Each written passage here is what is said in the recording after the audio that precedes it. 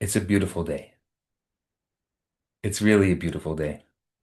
And it's so nice to be here together doing an evening class for so many of you who can't join in the morning.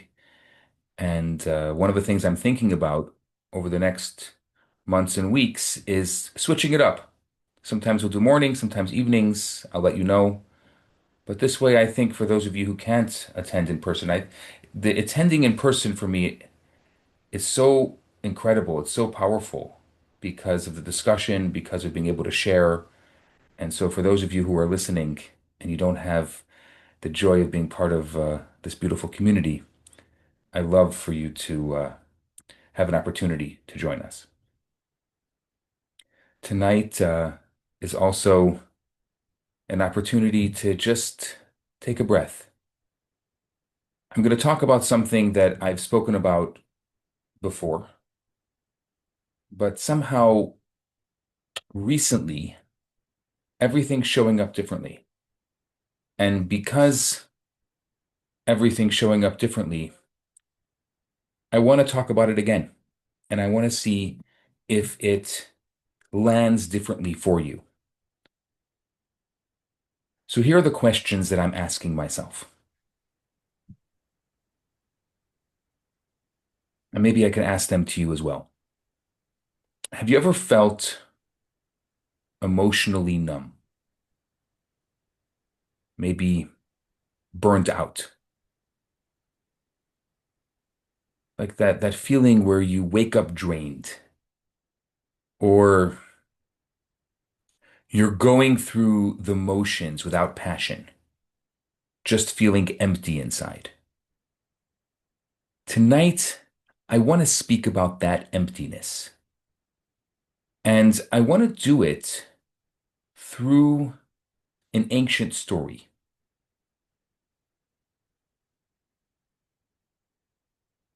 The reason why we're telling this story this week is because it's also the Haftorah. So there's the Torah portion that we read, and there's the Haftorah, and this is an ancient story from the book of Melachim, the book of Kings, about the prophet Elisha and a widow and a cruse of oil. The sages taught that the Torah's stories are not just history. They're mirrors of our own lives. And so I'm going to share the story. But my goal after I share the story is to unpack it, to try to understand it. And I hope that it lands a little differently.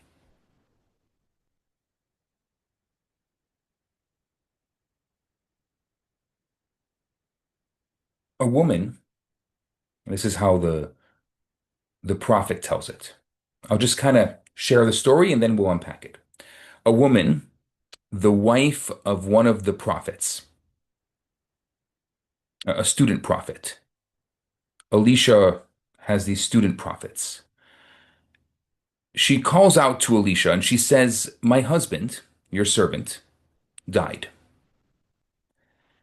And you know that your servant was God-fearing, and now the creditor has come to take my two sons as slaves." Elisha says to her, "What can I do for you? Tell me what you have in your home." And she answers, "Your maidservant has nothing in the house but a cruse of oil." Elisha says, "Go, borrow vessels for yourself from outside, for all your neighbors. All your neighbors should give you vessels, empty vessels, only that they not be a few," he says. "And then go in and shut the door behind you and behind your children, and pour into all these vessels, and remove each full one." The woman obeyed, the book of Kings says. They brought her, and she poured. And when all the vessels were full, she said to her son, bring me another vessel. And he said to her, there are no more vessels. And the oil stopped. And she came to tell the man of God, Elisha, and he said to her, go sell the oil and pay your creditors, and you and your sons will live on the remainder. That's the story. That's the whole thing.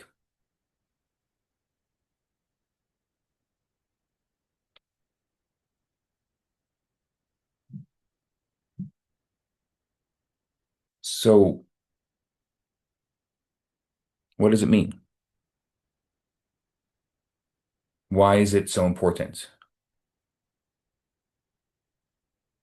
What's what's the lesson in it for me and you? I think on the surface, this is a story about a compassionate prophet willing to lend a hand to help a lone, destitute widow who lost her husband and who's about to lose her children. The prophet performs a miracle, an endless flow of oil that saves the woman's family and an economy. Now, when I hear stories like this, I'm like, okay, do I believe it? Do I not believe it? Miracle seems like an interesting story, just being honest. The woman comes to him, has, 2 tablespoons of oil left at the bottom of one of her flasks, and she starts pouring, and it fills up hundreds of vessels.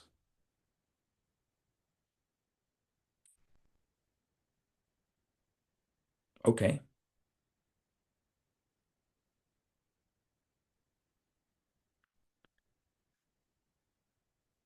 A basic axiom of Jewish tradition is that the true significance of the Torah is not in the historical tales that it records. It's not even in the ancient figures it depicts. But the Torah is hora'ah. It's lessons. It's messages. It's messages that these tales, that these figures hold for our lives. That's the point. That's why we know them. The Torah is filled with stories that we shouldn't know. I mean, it's almost gossip. Sometimes I say, what are you talking about these people for? Like, I don't usually talk about people like this. You're talking about all the terrible things they did. This is gossip. Why do I have to know about this woman? She comes to the prophet. This is gossip. This belongs in biblical Us Weekly. And the Torah, including every episode, every event, every law, is meant to be a blueprint for living. It is meant to be a spiritual roadmap for a complicated, a painful, a stressful voyage of each human on our very small but extremely hectic planet. And so when I read this story, as I read every story, I wonder, like, what is the message? It seems pretty straightforward. It's a nice story. It's a compassionate story. But I don't profess to be a prophet or a miracle worker. I don't know any prophets or miracle workers. I mean, it would actually be nice to have an Elisha who could secure oil flow and maybe spare us from dependency on the Middle East. Maybe would be nice in this moment. Don't want to mix politics into this. But really, I've been thinking about this, and I've heard this story, and I have told this story so many times. And so my question tonight is how can this tale of a widow, a prophet, and a cruse of oil, how can it serve as a source of inspiration today, right now? So let me back up a second. Let me give you an idea. 200 years ago, in the first decade of the 19th century, a young man enters the chambers of one of the great Jewish thinkers, one of the great personalities of the time, Rabbi Schneur Zalman of Liadi. And the young man's question was simple. He says, Rabbi, Rebbe. Rabbi Schneur Zalman wasn't just a rabbi, he was his Rebbe, a Hasidic Rebbe. Rebbe, I feel numb. I feel frozen. I'm apathetic. My insides are dead. What should I do? Now, Rabbi Schneur Zalman is a person of profound love, a person of intense spirituality. And he looks at this distressed young pupil and he shares with him the tale of this widow and the prophet. And then he proceeds to demonstrate how this ancient biblical story is exactly the story that this young man needs as a response to his loneliness. And I'd like to present to you, in my own words, this insight of Rabbi Schneur Zalman. He says, the soul of the human can be compared to a woman. Actually, not just a woman, a wife of God, as it were. Because the soul represents that part of our identity that is in a perpetual relationship with God. This God is described as the husband, just because in our gender neutral world, we have a very hard time with this man and woman and men and women, and I generally don't talk like this. But I'm not talking in the men and women like we know. According to Kabbalah, at Sinai, we married God. At Mount Sinai, what happened is we married God. And in this metaphorical marriage, we are the wife and God is the husband in this kind of traditional sense in the metaphor. It's just interesting to me, and I'm not here to compare or contrast, just a thought that there are other traditions that look at God through the same lens of a marriage, but God is not the husband in the marriage, but rather the wife in the marriage. What's interesting about that is traditionally the husband is the masculine, is the provider, is that solid strength. That's the healthy masculine, right? We got rid of the patriarchy, but hopefully we didn't get rid of the healthy masculine, the provider, the person who can care, the compassion, the love. And the wife is the nurturer, but the one who's cared for. So we see God in this relationship as our provider who cares for us. We say, for example, Rosh Hashanah, we say that all of the needs for the year will be transcribed on Rosh Hashanah and sealed on Yom Kippur. Like we see God in that role of providing for us. Now, there are others, again, I'm not comparing and contrasting, but just those that look at God as the female, they have to protect their God. They will go to war for their God because that's their job. Their job as the male, as the traditional male in this relationship, is to protect their God. Just a thought, and I know that I'm probably opening up a can here, but we can close it in our discussion later. So you got the metaphor, the husband and the wife. The husband and the wife, even when they have issues with each other, they're still in a relationship. No matter what happens in this metaphor between us and God, we're still in the relationship. They can love each other, they can hate each other, they can be indifferent with each other. The soul is that part of ourself that cannot ignore God. It's in a relationship with God. We can deny it, we can ignore it, but it's still going to be in a relationship with God. But then comes the day when the woman cries out about her husband's death. What is that death? According to Kabbalah, according to Rabbi Schneur Zalman, it's the death of her divine spark. She turns to the prophet representing God and says, "My husband, your servant," which means the divine energy field within me has died.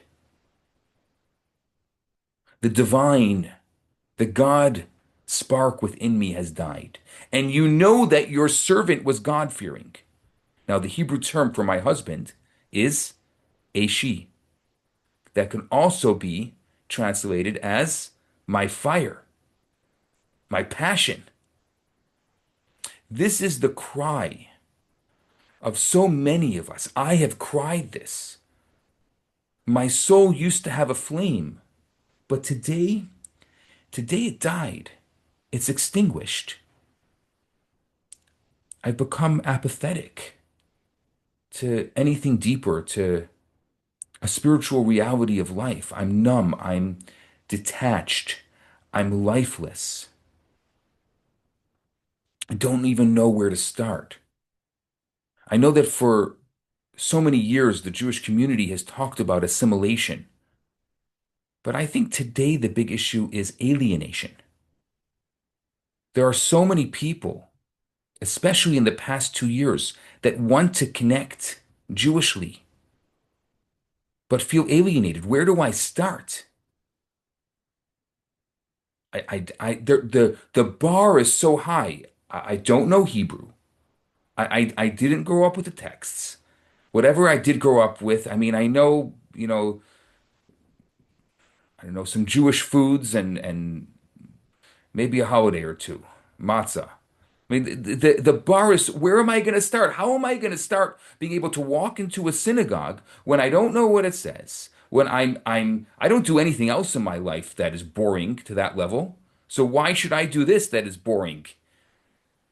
But I do want to connect. And so there's this dissonance. I I feel numb. I feel detached. I feel lifeless, and I don't know where to go with this. I want to. It's like, the olive has been squeezed, and the oil is flowing, but I don't know what to do with it. God has become meaningless. I mean, even the word God. I've been a rabbi for over 20 years, and I can tell you, for most of my rabbinate, we didn't talk about God. It was just taboo. This is a new idea. All of a sudden, out of nowhere, people are asking me questions about God. Look, I don't make choices for people. I just support the choices they make. But I'm telling you that out of nowhere, I started getting lots of questions about God, and I wonder why.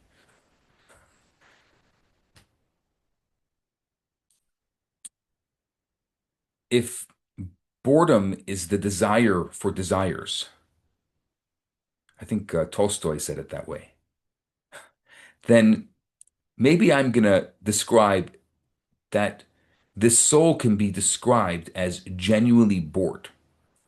That God is the sense of mystery, that God is the quest to embrace. And somebody once said to me, and I think about this, he's like, I'd rather die of exhaustion than of boredom. And I think the death that comes from boredom, the death that comes from apathy, it's extremely painful. And even worse, cries the soul. Let's continue the story. The creditor has come to take my two sons as slaves. What does that mean? Rabbi Schneur Zalman says that that's love and awe.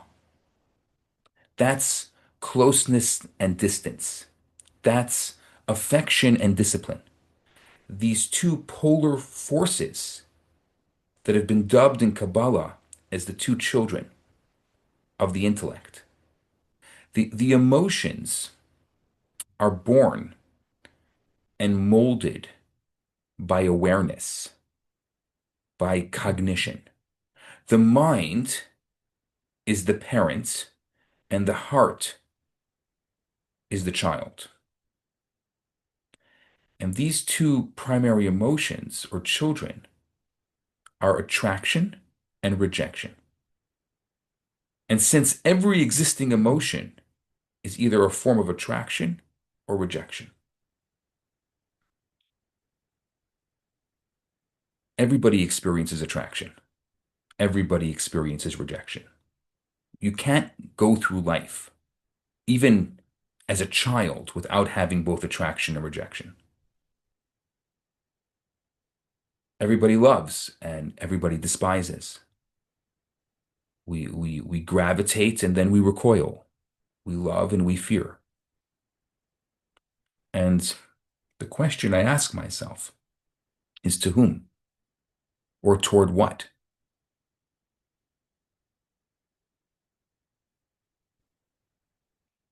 One of the thoughts that I've just give you a little under the hood. Been thinking of like often, why would somebody, it's a magnet, right? So either it attracts or it repels. So why would someone be attracted to me and why would I repel someone?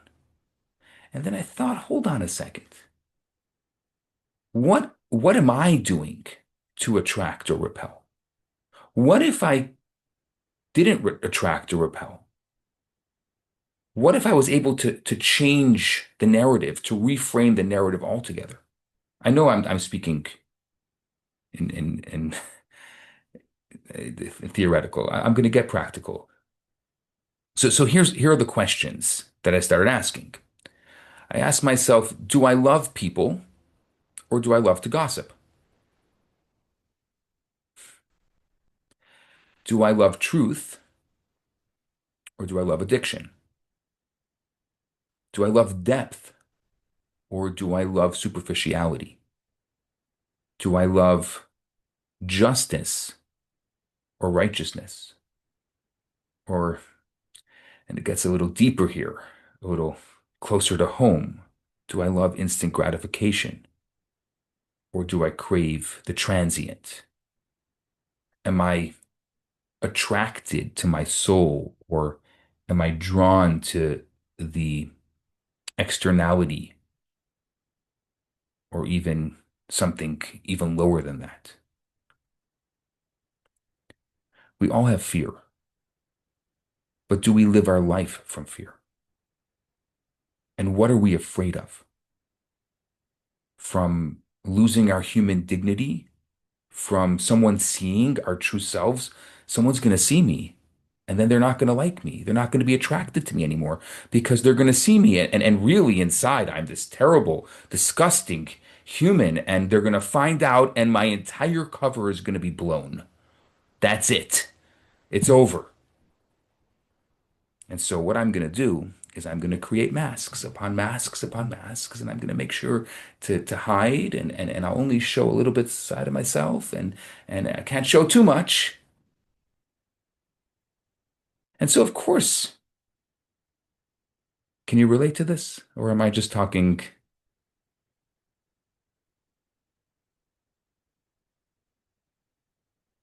So who am I hiding from? It's a beautiful saying in Yiddish.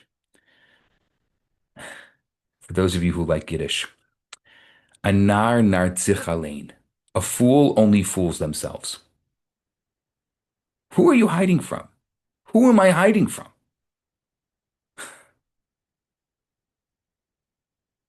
And at the end of the day, when I put the big presentation on and I pushed myself to get out of my comfort zone because I went to the event that was so difficult for me to go to, and I come back and I am exhausted because I had too many masks on. And now I have to come home and take off all the masks. And I feel exhausted. And I'm holding on to all the things that I did and all the feelings that I had. And then I'm thinking, oh my gosh, I shouldn't have said that. And I shouldn't have done that. And I can't believe it. Why did I do that? My favorite part of this narrative is when people ask like questions to me, like, how did I do? I think about that, right? They asked Oprah after her primetime show. There was an interview with her, and it was a fascinating interview after I don't know how many years, 30 years of interviewing probably every great person of the 20th century. So they asked her, "What's one common theme?" And she said, after every single interview, no matter if it was the President of the United States, celebrity, all the famous people, they all asked the same question. How did I do? How did you do? That's the question? What do you mean? You weren't there? You weren't talking? I'm talking right now, and you're so kind enough to hold space for me. I feel so grateful. You're here. I can see your faces, many of you. When I finish talking, do I ask, how did I do? I was there. I'm talking right now. We're having a conversation. What do you mean? How did I do? What kind of question is that? But so many of us, what's interesting is, and I only know this because I talk a lot in public, and I know it's a lot of people are scared of it. But what's fascinating to me about talking in public is if you're a person who generally is not balanced, your nervous system is not balanced. Talking in public is going to force you to be truthful, to be real. Now, if you're not someone who's used to that, then it could be really scary. So you're going to have to disassociate. And I'm sure you've heard a lot of people talk like that, right? It's hard, it's nervous, it's it's imbalanced. I have many times in my life, for whatever reason, my my child, imbalanced emotional child shows up. For whatever reason, I feel unsafe. I feel like people are judging me. And so within this process of talking and holding space as we are here, we have the opportunity to be able to find that alignment, to align the nervous system, and to just be grounded and say, it's all good. We're here together. We're doing this all together.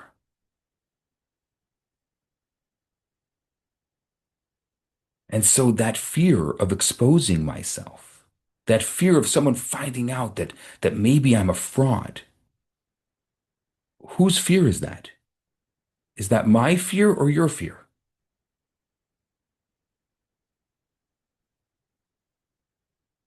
And and this is the cry.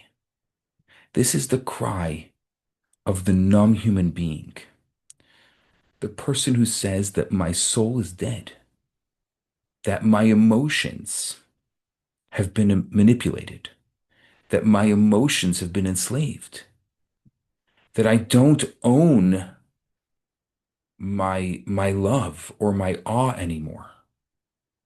I'm dysregulated. I've been robbed of it.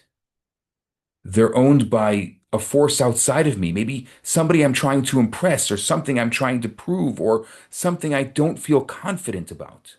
The creditor, the outside, the outer validation, that outside validation. Someone, the creditor, has come to take my two sons as slaves. The outer validation is trying to take my emotions as slaves.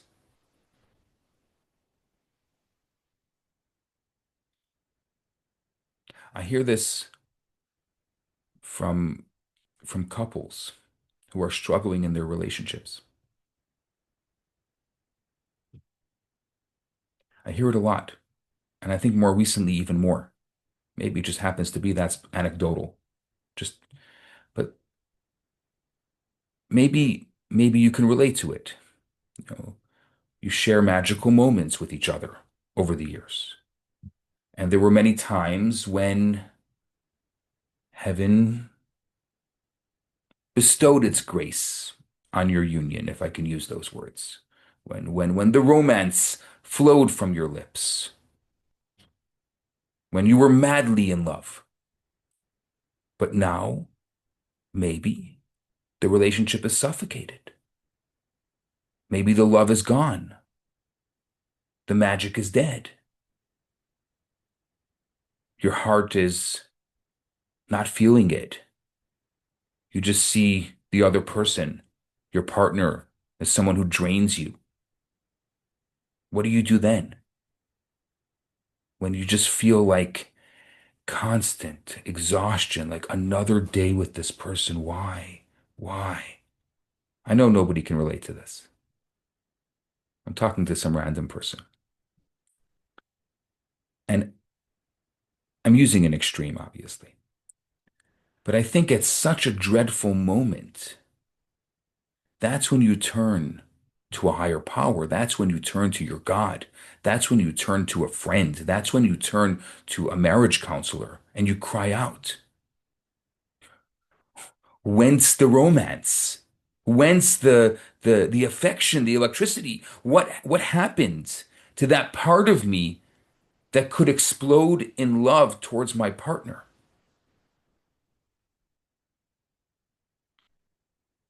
Where's that life?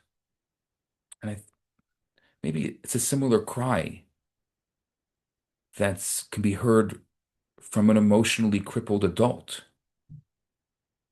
Maybe you grew up in a dysfunctional environment. Your parents never told you that they love you. They weren't capable of saying that. Maybe they never touched you. They weren't capable of sharing that affection.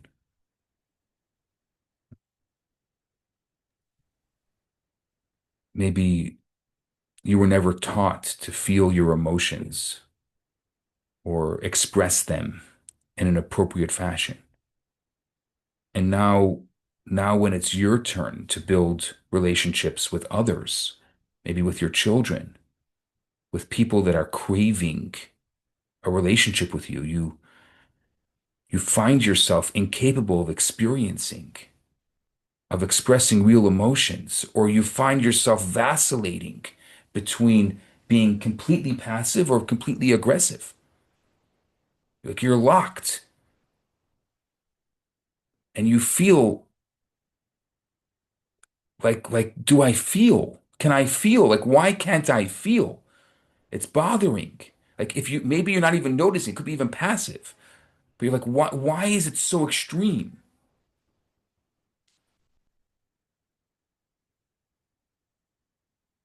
So Elisha says to her, let's go back to the story. Now that I've lost you all, I think it's okay if you're back, 4 minutes ago thinking about something I said. I understand. Let's we can try to refocus this moment. It's always nice. Notice the breath and just take a deep breath if this is something that is triggering you. So Elisha said to her, what can I do for you? Tell me, like, what do you have? What do you have in your home? And she says to him, your maidservant has nothing in the house but a cruse of oil. Now, the first and most moving divine response of an impoverished soul is, what can I do for you? What an amazing response. What can I do for you? Like I really mean it. I mean, there are people who say, "Oh, how can I help you?" Maybe because that's what their boss said they should say. So they're the greeter at the store. How can I help you? I remember when Home Depot, yeah, sorry, not Home Depot, when Home Depot first opened up, it opened. I don't know if I think one of the first stores was in Illinois, and I remember that when you walked into the store, what made them unique and special was that they always had these greeters at the door and they'd be standing there waiting and they would say, "How can I help you?" And you want to hear the joke of the day. And that's how they started. They won over. I mean, there were so many other stores at I remember Builder Square and Handy Andy and all these other stores growing up in Chicago. But Home Depot, you could get, and I used to love to go with my father there because you always got the joke of the day, and I always loved the joke of the day. And so maybe, the what can I do for you, it could be empty, but if it's a real like what can I do for you? And in effect, the response seems to mean that I can't really be of help to you. Why can't I help you? Because you walk into the Home Depot saying the thing of the thing of the thing of the thing. You don't know what you're looking for. Because the drama of human life lays precisely in the fact that it's the only story not written by God, that God can inspire it, but all of the revolving circumstances and maybe even predict it, but God can't write your story. If you don't know what you're looking for, if you're not writing your story, so the real question is, God is saying, not what can I do for you, but something so much more profound. What do you have in your home? I know you don't have the words. I know you're lost. I know you're having trouble and you're dead inside. I'm sorry, I'm using that extreme word, but that was the word that the prophet uses, so to speak. What do you have in your home? What does that mean? You must search within yourself for an answer to your crisis. The answer to human pain must come from me. Nobody can answer the question of my pain but me. And so often we look for that other validation. We look for someone to come rescue us. Please rescue me. Don't you see me? Somebody called me this week and said, I want to just tell you that this family member of mine has been waiting for a call from you, Rabbi. They said that you haven't called them in a long time. And I said to that person, I said, I'm really sorry to hear that, but why didn't that person just call me? Okay, sometimes it takes me a little while, but I try to be responsive. You're waiting for me to call? Like, how would I know that? And now I feel bad. I feel so bad that someone's waiting for me to call and I didn't call, but I, I mean, I'm try to read minds. Doesn't always work. Actually, never works.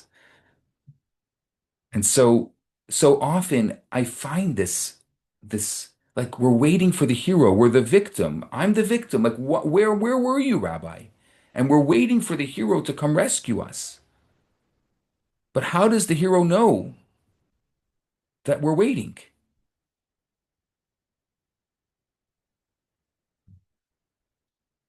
So what does the woman say to Elisha? I have nothing. She cries. She says, I have nothing. I'll tell you how I translate this. There's nothing left of my soul. I'm spiritually and emotionally dead. I'm done. I can't do it anymore. I'm stuck. Please, like, I'm done. Really? Really? I'll tell you this. If you were truly dead, why are you in pain? If you don't care, why do you care about the fact that you don't care? And so the woman qualifies her statement. She's like, yes, yes, I do have something in my home that was not taken away. I have a cruse of oil. Let's talk about oil. What is the uniqueness of oil? When you mix pure oil with any other liquid, it's a great little experiment that I like to do with the kids before Hanukkah. It's a great pre-Hanukkah fun moment. You take the water, you put it in, or you take, any other. I try to go around. We take a little this, a little that. We put it in, and what happens? You put in the oil, and the oil remains on top. The oil always remains on top of all the other liquids, never forfeiting its identity. It doesn't, the other liquids, you started with the water and then you put in, I don't know, some other vinegar, or you put in some other things. All these different liquids, they all mix together and they become some kind of, I don't know, funny looking conglomeration. Sometimes we'll put in some food coloring just to make it even more interesting. But the oil, it doesn't conglomerate with other liquids. So what does that represent? It represents the core of cores of human identity, a dimension of self that remains unsoiled, a dimension of self before all of our trauma. It's untouched by all of life's experiences.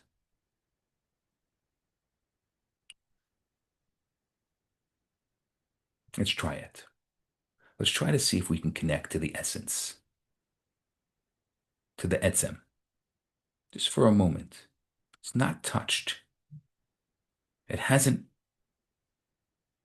it hasn't been soured by being an adult in this world, by having to live with the very noisy world that we live in right now, with all the uncertainty that's going on. Let's try it out. If you'll join me wherever you are, if you're able to, if you're not able to, then maybe at some point you can. Maybe close your eyes if you can, just a soft close. Take a deep breath, just in through the nose and out through the mouth. Just, it's nice. It's, for us, it's the end of a day, just to kind of just relax, just sit.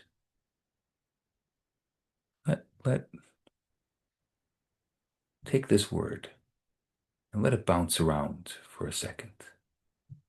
Etzem. Etzem. Etzem. You as you are, standing alone unto yourself, and there's nothing else but you. Etzem. Who am I? When you take away all the facades, when you take away all the layers, when you take away all the titles, all of the blockages, all of the struggles, when you take away all the conscious layers, you take away all the subconscious layers, when you take away all the difficulties, the trauma, who am I?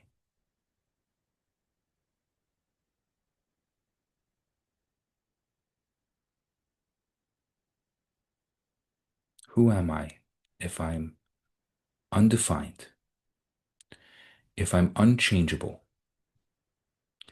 if I'm indivisible, if I'm non-experiential? The most innate dimension of human life is not defined by anything or anybody outside of self. It's not a composite of distinct forces that combine to make up the final product called the human. Rather, it's a self-contained reality that's defined exclusively within and by itself. And so, as you're letting Etzem kind of bounce around, if you attempt to describe your essence, to capture it in words and in feelings, in awareness, it's not the core anymore. The only thing that can capture essence is the essence itself. The moment you attempt to capture it, the moment you attempt to put it in a box and transport it to another domain, then you've lost the pristine core. And this unshakable core, this is the essence of human dignity. It's the cruse of oil that can never be taken from you. It's what makes you unique. It's what makes you you. It can't be understood. It can't be mimicked. It can't be manipulated by anyone else. It can't even be manipulated by you, by yourself.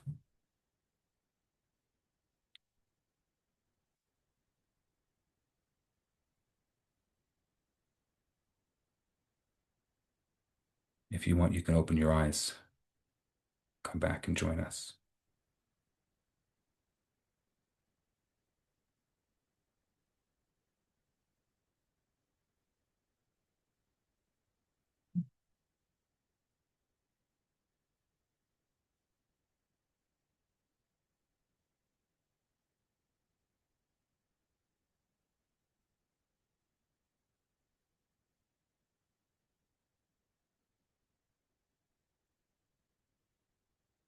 Let's talk about this core.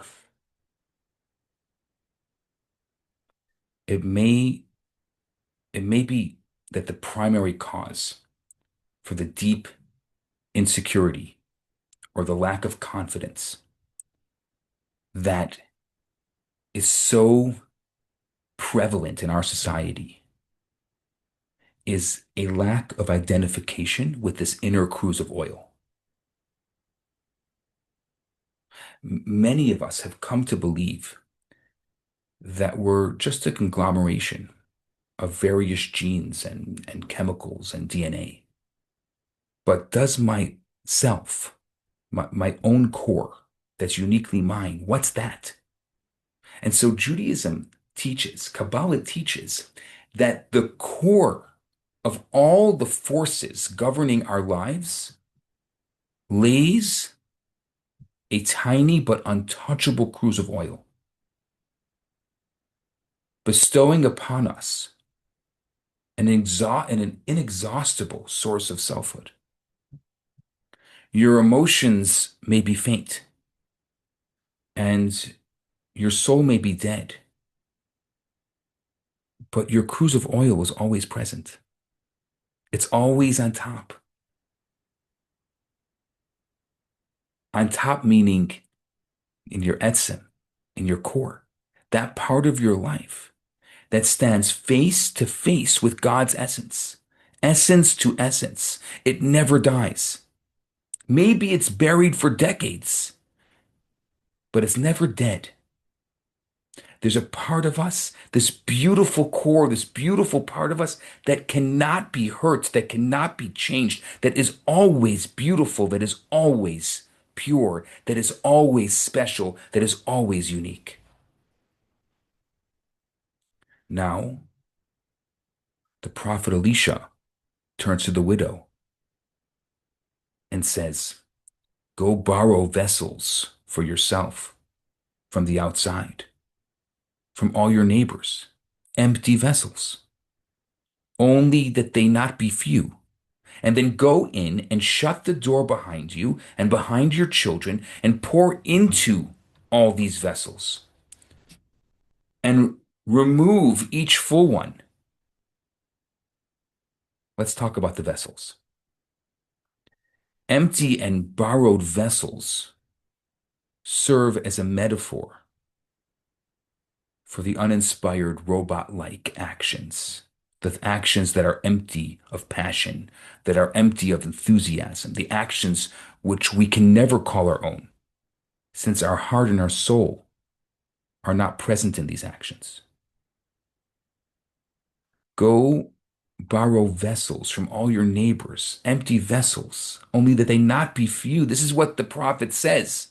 Act, act more and act even more. Continue to perform moral, sacred deeds, good deeds, many good deeds, godly deeds. And even if they seem borrowed, even if they seem empty to you, as for your empty relationship, make sure that you act lovingly, though you may feel that your partner is a burden. Fill your life with thousands of empty vessels. Fill your life with acts of borrowed love, even if your own heart is not present. Go buy roses, even if you think they're dead flowers. Wash the dishes. Pick up groceries. Write cards. Say loving words. Do kind things. Build up your partner. Make them feel important. Make them feel seen. Look in their eyes. Each and every day, performing an act of love, an act of kindness towards them. If you're a parent or a grandparent and you're having trouble educating your children,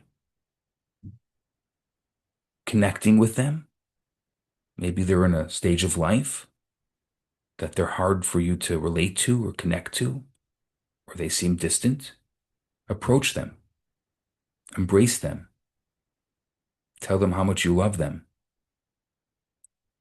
Sometimes they're just looking to be seen. You can regulate their nervous system just by looking in their eyes. And it's hard to start that process. Your heart may be locked, your emotions stifled, but it's fighting that. It doesn't matter. I mean, it matters, but it doesn't matter. You can still do it. We want empty vessels, as many empty vessels as we can get. And so you know what happens next? What happens next? Go in and shut the door behind you and behind your children. That's what Elisha says. Pour into all these vessels and remove each one full. And the story continues. And they brought her and she poured. And when all the vessels were full, she said to her son, "Bring me another vessel." And he said to her, "There are no more vessels." And the oil stopped. Every so often in life, maybe it's once a month or once in 3 months or once a year, every so often our cruse of oil emerges.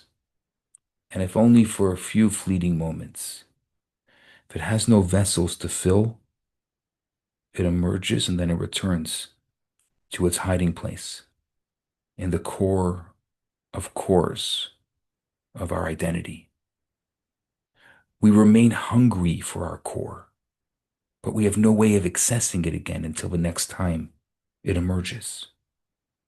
But if when the essence of your soul emerges, it finds waiting for it hundreds or thousands of empty vessels, it will begin to flow and flow until every empty vessel is filled with dignity, with depth, with meaning, with the divine essence of the human spirit. This was Rabbi Schneur Zalman's response to that young man, attempting to live life based on the principles and the guidelines of the Torah. Yet he was feeling indifferent. He was feeling uninspired. He was feeling dead inside, emotionless. I think about this story and I think about this quandary. So often not in the mood.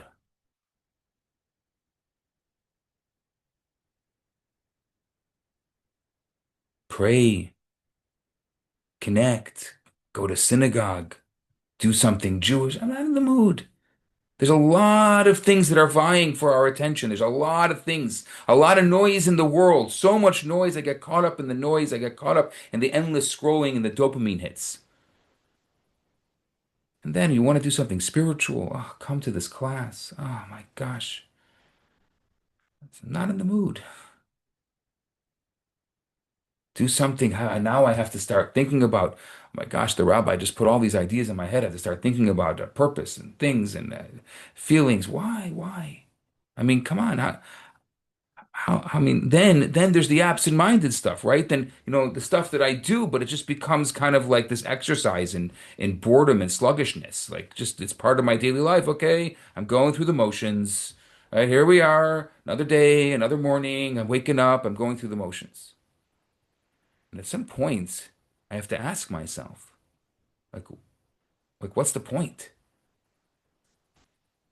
If I would feel God, the living a life of Torah, of good deeds, of mitzvot, it should be an awesome experience. I don't mean it in a teenage way. I mean it in the awesome way, in the literal sense. But most of the time, I don't feel. I don't feel God. My mitzvahs, I don't know. It's a bottomless pit. Maybe they're an empty act. They're hollow.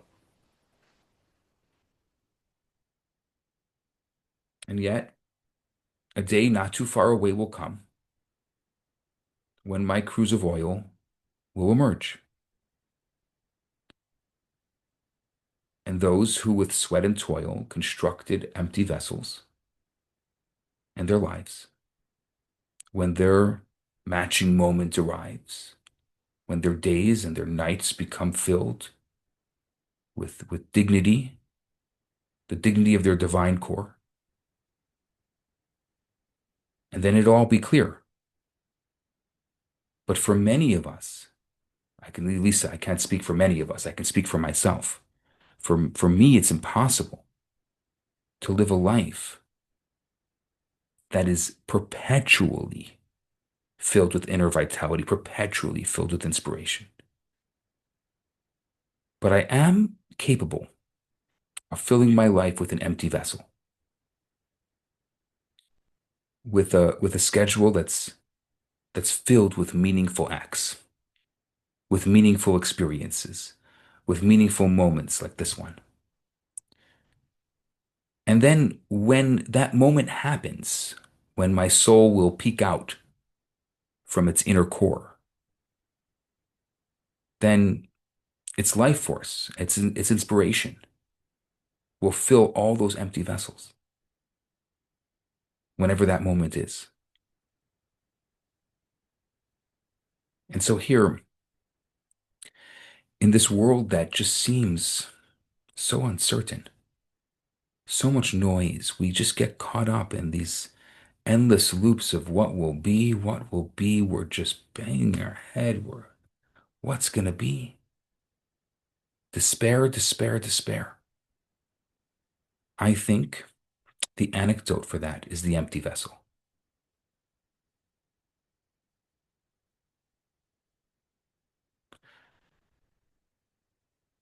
That's the anecdote. So I thank you so much for spending this time, for sharing this space, for being able to take a story, at least that's how I feel, taking a story that is so almost like, okay, what a nice story from long ago, and saying, hold on, maybe this story does mean something for me. So my blessing to you today, this beautiful day, is may Hashem be able to hear the cry of our soul, be able to fill our hearts, be able to fill our vessels, be able to find some kind of meaning in the oil above it all. Help us stay in the oil above and not in the big mess of that mix below and all the noise. Just stay above it. Stay in the oil. I know there's only a little bit of oil there, but it's enough to stay above. And then may we take that oil and may we pour and pour and pour and fill those empty vessels till you say, bring me another. And they say there are no more because there's so many empty vessels that need to be filled. With that, I wish you a Shabbat Shalom, a beautiful week. And thank you for being you.